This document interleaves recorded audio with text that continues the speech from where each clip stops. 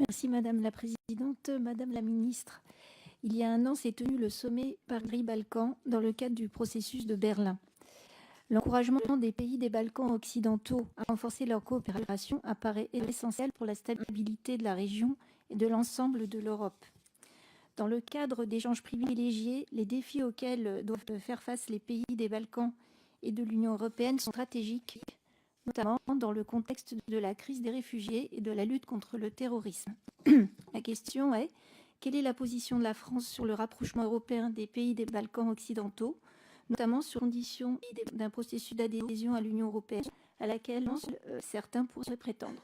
Merci. Madame la députée Liliane Pagny, vous m'avez interrogé sur les Balkans, le processus de Berlin. Le sommet de Trieste s'est tenu il y a quelques jours. Le président de la République y était présent. Il est extrêmement important pour les pays des Balkans autour de pouvoir avoir une perspective européenne. Ayant à l'esprit d'où ils viennent, de quelle zone de conflit, les crises qu'ils ont traversées, les progrès qu'ils ont déjà accomplis, mais aussi le chemin qui reste à parcourir. Il y a des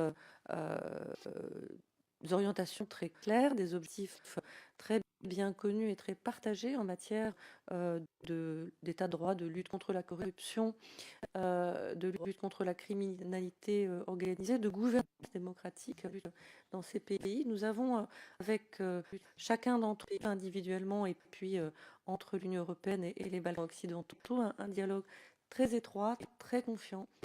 Certains pays et étroits, et nous continuerons à y être très attentifs. Mon prédécesseur avait fait pas mal de déplacements dans les Balkans occidentaux, notamment avec son homologue allemand, et j'ai bien l'intention d'en faire autant.